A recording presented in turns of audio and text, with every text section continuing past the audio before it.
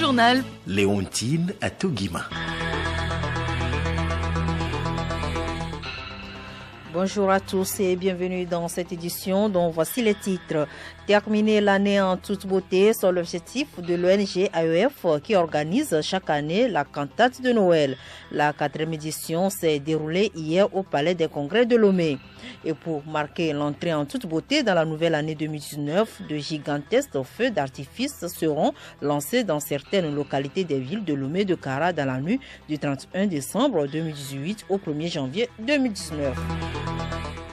Dédicace hier à Lomé de l'ouvrage Les effets des causes cachées de la mine Cissé, cette œuvre littéraire qui amène les lecteurs à la découverte de l'Afrique profonde se veut un outil d'intégration et de redynamisation des peuples africains pour l'éveil et la construction du continent. Élection générale en RD Congo, plus de 39 millions d'électeurs sont aux urnes depuis ce matin malgré le report dans certaines régions. Le vote se déroule sous de fortes pluies.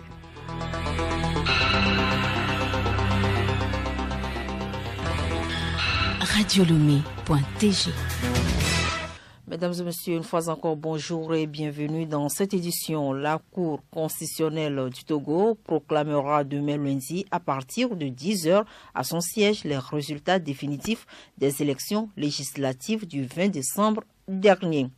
La 6e édition de la Journée nationale de reconnaissance à Dieu aura lieu ce dimanche à partir de 14h au stade municipal de Lomé. Les populations de Lomé et de ses environs sont invitées à y prendre part afin de remercier le Tout-Puissant pour ses grâces sur le Togo tout au long de l'année qui tire à sa fin et ensuite implorer son pardon et sa bénédiction pour l'année 2019 qui est déjà à nos portes.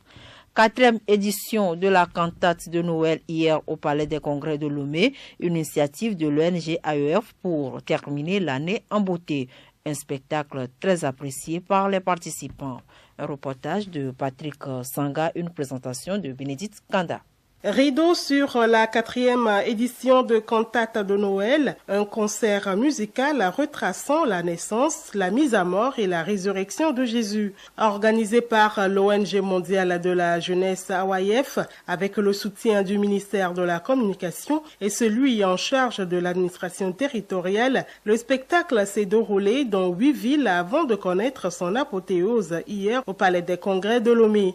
L'objectif était de rassembler les familles autour d'un spectacle pour partager l'amour, insuffler l'espoir et appeler à une même vision, celle de développer le Togo dans l'unité et la paix. Cette paix apportée par la naissance du Christ.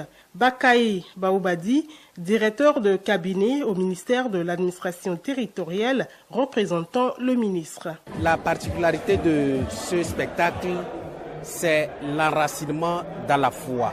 L'être humain du XXIe siècle est plus malade que jamais et nous avons besoin des hommes de Dieu pour se tenir dans la brèche et tirer les aveugles que nous sommes et de guérir les cœurs blessés que nous avons et soigner les âmes qui sont en perdition. Spectacle haut en couleur avec des interprétations de danse, des projections sur la vie de Jésus et l'amour du prochain. Le Palais des Congrès de Lomé était plein de spectateurs visiblement heureux et satisfaits de la soirée. C'était magnifique. L'année dernière, j'y étais. Cette année aussi.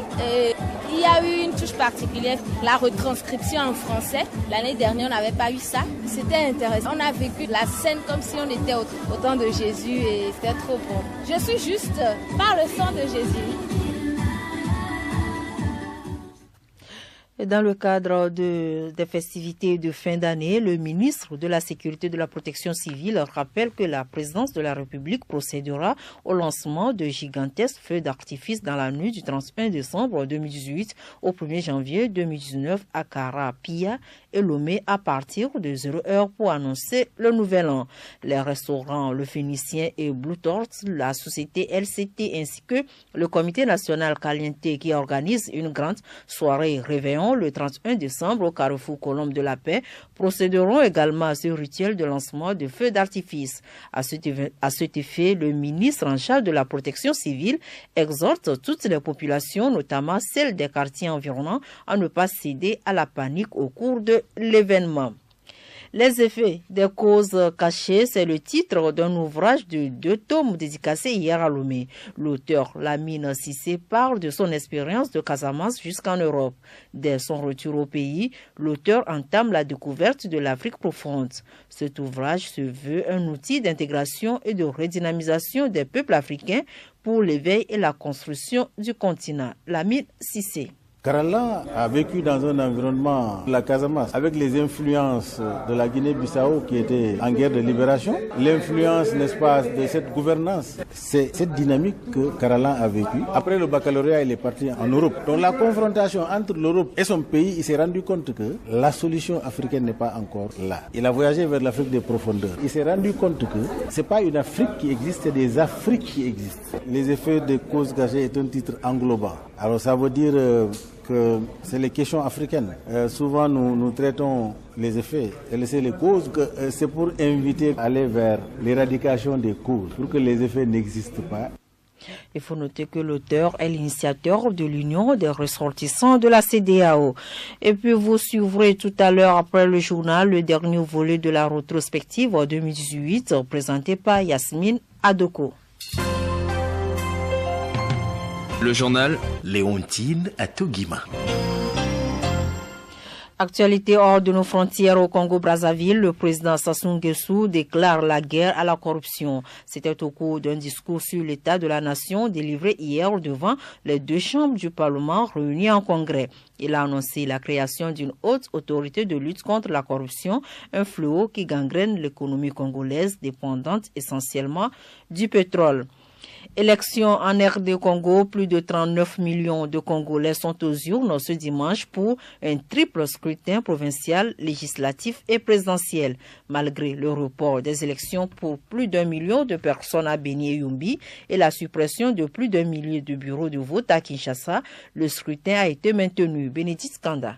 Tout à fait, Beni, Butembo et Yumbi voteront plus tard pour les législatives et les provinciales, mais pas pour la présidentielle pour des raisons sanitaires et sécuritaires. Pour voter, les électeurs utilisent une machine au cœur de nombreuses polémiques depuis des mois. L'appareil dispose d'un écran tactile sur lequel les électeurs choisissent leur candidat avant d'imprimer leur bulletin et d'aller le placer dans l'urne. 17 candidats sont en lice pour succéder à Joseph Kabila. Parmi eux, 3 ont plus particulièrement marqué la campagne. Le candidat du pouvoir, Emmanuel Ramazani Chadari, et 2 opposants, Martin Fayoulou et Félix Tshisekedi. Les bureaux de vote sont ouverts dans tout le pays depuis 5 heures du matin. De nombreux problèmes techniques sont observés, entraînant des retards.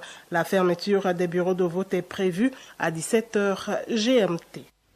En France, nouvelle journée de mobilisation des Gilets jaunes. Hier, un acte 7 qui a rassemblé moins de monde que les précédents, mais qui s'est déroulé dans un plus grand calme avec des cortèges dans les principales villes du pays.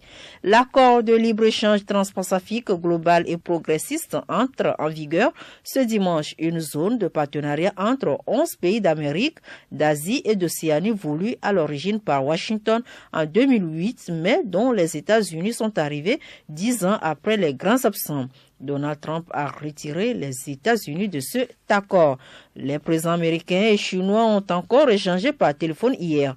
Les 2 chefs d'État se sont dit leur confiance, notamment en vue de parvenir à un accord qui couvrirait de larges secteurs. Il y a 1 mois, ils avaient convenu d'une trêve de guerre commerciale qu'avait déclenché Donald Trump, notamment pour dénoncer le déséquilibre de la balance de leur échange.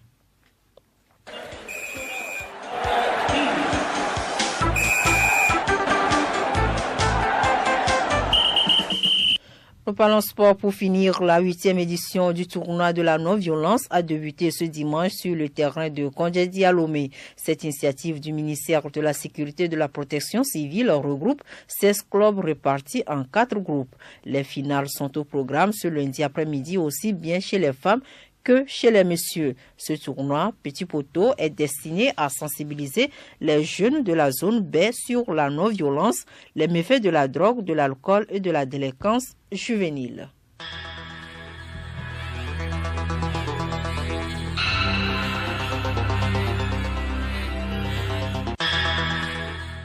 Nous voilà ainsi arrivés à la fin de cette édition. Le rappel des titres, terminer l'année en toute beauté, c'est l'objectif de l'ONG AEF qui organise chaque année la cantate de Noël.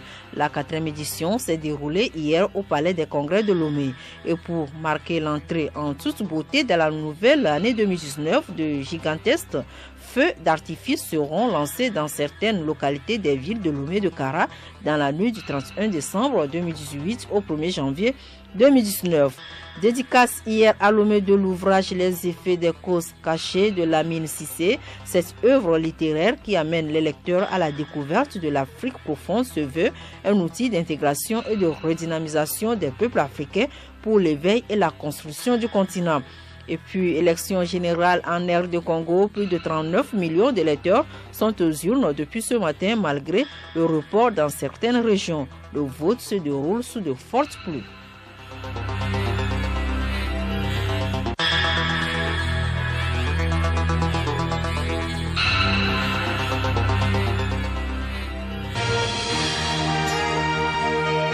Radio Lomé, boîte postale 434, email radiolomé@radiolomé.tg. radiolomé.tg. Voilà, mesdames et messieurs, c'était l'édition complète de la mi-journée avec Léontine Atogima, une réalisation de Abidemozou mise en onde Folie Kokoroko. Les ondes radio se propagent à 300 000 km/s. Le son met un peu plus d'une seconde pour atteindre la Lune. On entendra cette pub sur Mars dans 4 minutes et sur Jupiter dans une demi-heure. Bienvenue à nos amis extraterrestres qui nous écoutent. Radio Lomé, tout le système solaire. Gardez l'écoute. La pub.